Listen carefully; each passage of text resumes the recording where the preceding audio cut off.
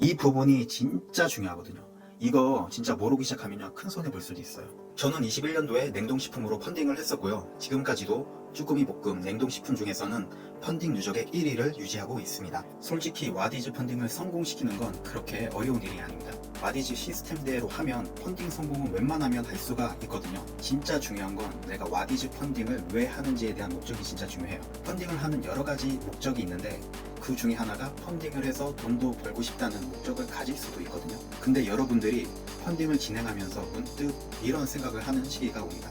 이거 펀딩하고 나서 돈이 남는 건 둘째치고 잘못하면 적자 나겠는데? 라는 생각을 할 때가 와요. 그러면 어떤 경우에서 적자가 되는 상황이 올까요? 아마 이런 얘기를 해주는 분은 없을 거예요. 저에게도 이런 얘기를 해주는 분은 없었습니다. 그래서 제가 했던 실수이기도 합니다. 첫 번째는 가격 할인으로 절대 승부 보려 하지 말아야 합니다. 두 번째는 마케팅을 냉정하게 진행해야 되고요. 세 번째는 되도록이면 제품 생산을 펀딩 주문 종료 시점에 맞춰서 생산을 해야 돼요. 자, 먼저 와디즈 펀딩의 개념을 이해하셔야 되는데요. 와디즈에서는 생산자를 메이커라고 하고요. 구매자를 서포터즈라고 합니다. 와디즈의 장점이 메이커의 스토리, 메이커의 상품 스토리, 이것들을 최대한 내세울 수 있다는 점이거든요. 서포터즈는 상품의 스토리와 메이커의 스토리를 보고 구매를 결정하는데 큰 영향을 받습니다. 마케팅적인 측면에서 제일 판매하기 쉬운 방식이 바로 가격 할인인데요. 기본적으로 와디즈 펀딩은 정가 대비 할인 판매를 진행하도록 권유를 합니다. 처음 펀딩을 할 때 내 상품에 대한 기술서를 작성을 하게 되는데요. 내 상품의 장점을 나열할 때 확 꽂히는 뭔가가 부족하다고 느낄 때가 있어요. 그러다 보면 펀딩을 어떻게든 성공시켜야 한다는 생각이 들어서 가격 할인을 높여볼까 하는 판단을 할 수가 있거든요. 이렇게 첫 번째 적자를 볼 수 있는 상황을 맞이하게 됩니다. 물론 상품의 마진율 자체가 크면 매력적인 할인가를 내세울 수는 있어요. 하지만 그게 아니라면 제가 추천하는 할인율은 10%에서 20% 사이로 정하는 것을 추천드립니다. 그 정도의 할인율로도 충분히 성공적인 펀딩을 달성할 수 있는 사례를 심심치 않게 찾아볼 수 있거든요. 그렇게 보면 가격 할인이 서포터즈가 메이커의 상품을 구매하는 요인으로 우선하지는 않을 것 같습니다. 와디즈는 판매 수수료로 수익을 보는 업체입니다. 그래서 와디즈 광고를 하도록 권유를 합니다. 저의 경우 와디즈의 마케팅을 진행했을 때 각종 사이트의 배너 광고, 와디즈 공식 인스타그램 홍보, 페이스북, 와디즈 카카오 채널을 통한 홍보 정도가 생각이 나고요. 와디즈가 하는 마케팅을 제외하고 메이커는 개인적으로 홍보를 하게 됩니다. 아마 와디즈 담당 PD가 그럴 거예요. 카카오톡 친구, 페이스북 주변 지인, 개인 인스타그램, 계정 모든 곳에 본인이 와디즈 펀딩하는 것을 적극적으로 알리라고 합니다. 그런데 이건 펀딩 성공을 위한 과정 일부일 뿐이고요. 정작 메이커가 꼭 해야 되는데 안 하는 것이 있어요. 제가 할 때는 펀딩을 성공시켜야만 한다는 것에 꽂혀 있어서 정작 더 중요한 이것을 놓쳤었는데요. 와디즈에서 알아서 해주겠지 하는 안이한 생각을 했었던 것 같아요. 그건 바로 마케팅을 통해서 얼마나 유입이 되는지 유입률을 확인하고 적극적으로 대응을 해야 한다는 겁니다. 그런 거 있잖아요. 영화가 하나 상영이 되려면 보통 홍보를 하는데 제일 흔히 하는 방식이 바로 예고편이죠. 와디즈 펀딩에서 오픈 예정이 바로 영화로 치면 예고편 같은 거예요. 오픈 예정은 상품을 어떤 정해진 날짜에 펀딩을 시작하겠다는 알림창 같은 거라고 보시면 됩니다. 그러면 이 오픈 예정을 올리면 여기에도 사람들이 유입되는 것을 확인해야 되고 정식 오픈을 하게 되면 여기에도 페이지 유입률을 꼭 확인해야 됩니다. 그래서 유입률이 얼마나 되는지 확인을 하고 유입이 떨어진다 판단이 되면 뭔가 부족한 거잖아요. 문제점을 빨리 파악하고 얼른 수정을 해야 됩니다.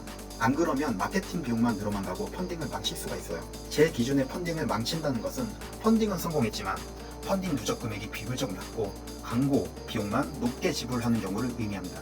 일반적으로 사람들이 관심을 갖고 배너나 홍보글을 통해서 유입을 하게 되는데 썸네일과 제목 글만 보고 유입을 하게 되거든요. 그래서 노출 대비 유입은 어느 정도 되는지 효율을 꼭 담당 PD한테 실시간으로 확인을 해야 돼요. 그리고 평균 이하인지 그 이상인지 꼭 물어보셔야 되세요. 그래서 그러니까 유입률이 낮으면 얼른 썸네일 또는 제목을 변경해야 되겠죠. 그래서 썸네일을 제작할 때도 기본 2개 이상은 만들어 놓고 준비를 해야 됩니다. 담당 PD들은 한 펀딩만 담당하는 게 아니기 때문에 빠른 판단은 메이커가 직접 할 수밖에 없어요. 내 펀딩은 내가 직접 확인하고 관리한다는 생각을 꼭 가지셔야 합니다. 이 부분이 진짜 중요하거든요. 이거 진짜 모르기 시작하면 큰 손해 볼 수도 있어요. 보통 펀딩 시작하기도 전에 제품을 미리 생산해 놓고 펀딩을 준비하는 경우도 있거든요. 저 같은 경우에도 샘플로 펀딩을 준비했고요. 펀딩이 마감되고 상품 발송 준비 시점부터 생산을 했던 케이스예요. 그런데 생산을 대량으로 했습니다. 이 대량이라는 게 제 기준이긴 한데 실제로 최소 생산 수량으로 생산하긴 한 거거든요. 그 최소 생산 수량이 제 기준에서는 상당히 많았던 거죠. 이렇게 하니까 어떤 문제가 발생하냐면요, 상품을 발송한 후에 알게 된 상품의 문제점에 대한 지적을 바로 개선할 수가 없었어요. 왜냐하면 기존에 생산한 상품을 일단 만들었으니까 전부 소진해야 하기 때문이에요. 일단 재고를 떠안게 됐으니 적자로 바로 이제는 시작을 하게 되는 거죠. 이미 생산에 쓰인 자본금 대비해서 와디즈 펀딩 정산 금액을 비교해 봤을 때 바로 마이너스였습니다. 그리고 상품의 문제점을 떠안고 시장에 상품을 판매해야 되는 상황이 되어버린 거예요. 그래서 펀딩의 목적 중 하나인 상품의 문제점을 알고도 개선을 바로 못하게 된 겁니다.